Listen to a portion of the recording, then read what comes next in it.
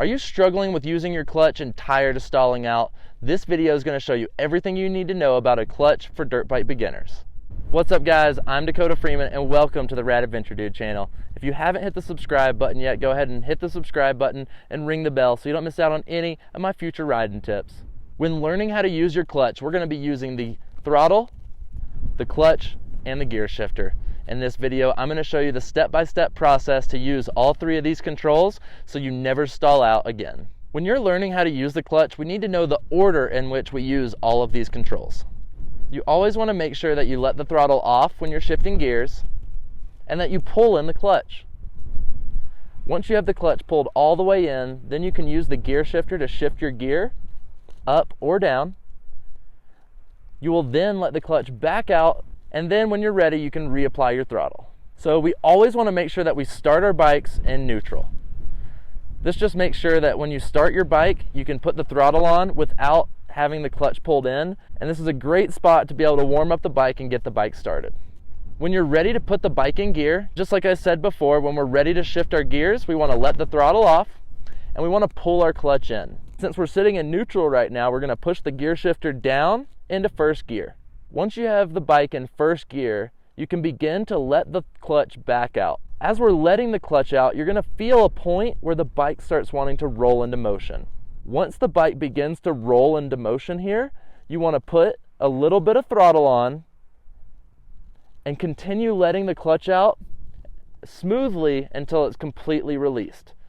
Once you've let the clutch out all the way, nice and smooth, with the little bit of throttle on, you're now going to be rolling into motion. It's very important that when we're learning how to use our clutch, that you never drop the clutch. You want to be very smooth when we're using the clutch, especially when we're learning. Develop tendencies where you know exactly where the bike starts to roll into motion, where the clutch lever is, as that's going to be very important to mastering your clutch and keep you from stalling out.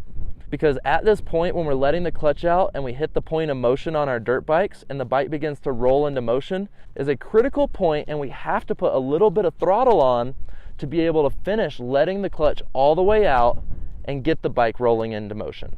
So make sure that you're always being very smooth with your clutch, and this will just make sure that you can master your clutch much faster.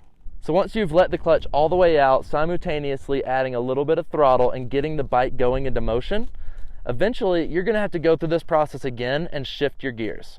And it's going to be very similar when we shift our gears once we're riding on our dirt bikes.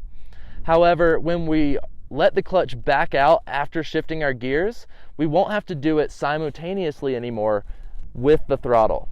Since the rear wheel is now spinning, when we shift the gears, we can actually just let the throttle off, pull the clutch in, shift the gear, then just let the clutch out and then get back on the throttle when you need it.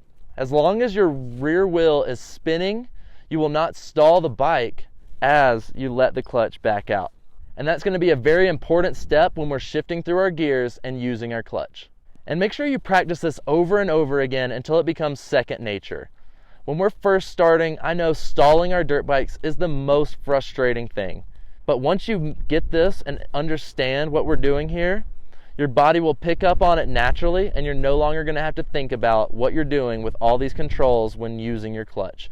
You're going to know naturally that when you let the clutch out to the point of motion, you're just going to get on the throttle and be able to get the bike going into motion. You already know to let the throttle off, pull the clutch in, and make your gear shift, and then be able to let the clutch back out and get back onto the throttle. Doing all these steps in this order is just going to make sure that you can master your clutch quickly and continue developing good riding skills throughout this learning process. So are you starting to feel more confident and in control of using your clutch and shifting your gears? Well, make sure you like this video and drop a rad down in the comments below. And ask me any other questions that you have.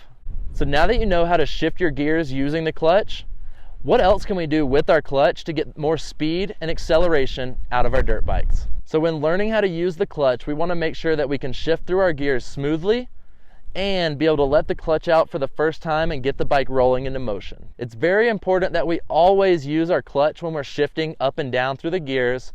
This is really going to help your dirt bike and save your dirt bike's transmission. So if you're coming out of a corner and you feel like the bike is bogging down, You can simply tap your clutch as you have the throttle on, and this tap of the clutch will bring the RPMs up and might give you a good acceleration coming out of the corner. If you're in too high of a gear and you hit the clutch like this, it's not going to give you enough acceleration and you're going to have to shift down. But if you're just barely out of that RPM range, and as you're starting to apply the throttle, you want to make sure that you have a good RPM to give you good acceleration out of the corner, just simply tap your clutch. This tap of the clutch is really going to pick your RPMs up on the bike and give you a ton more acceleration out of your gear. If you tap the clutch with a little bit of throttle, it's going to pick the RPMs up and make it much easier for you to be able to pick the front wheel up and wheelie or get through an obstacle. So whenever you're in a situation where the bike feels like the RPMs are too low, being able to simply tap your clutch and pick the RPMs up to where they need to be, this could really save you before you stall out on your dirt bike. So as you're coming out of the corner, if you tap your clutch and you feel like the RPMs just aren't high enough, then you're going to want to go ahead and shift down a gear to get the RPMs where they need to be to where you have the most acceleration out of the dirt bike. And just making sure that you're in the right gear coming out of the corner is really going to save you from stalling out and give you a ton more acceleration out of your dirt bike. You can also use this clutch tap technique if you're going up a steep hill. If you're going up a steep hill and your bike is running out of power, it'll be good if you shift down to get the RPMs back up to where they need to be to have enough acceleration to get to the top of this hill. But if you're pretty close to the top of the hill, being able to hit your clutch and get the RPMs up just a little bit could give you all you need to get over this hill.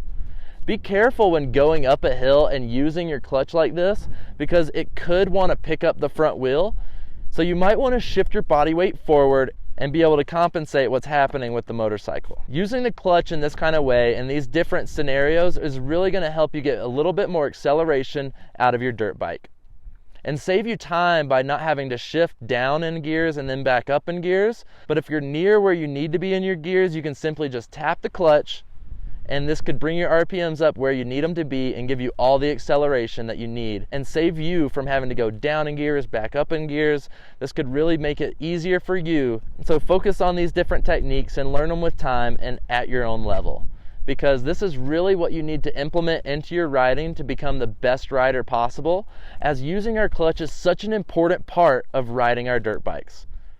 Guys, I know this is a tough part of riding and it's very frustrating, but the most important thing you can do is not get frustrated and just keep practicing.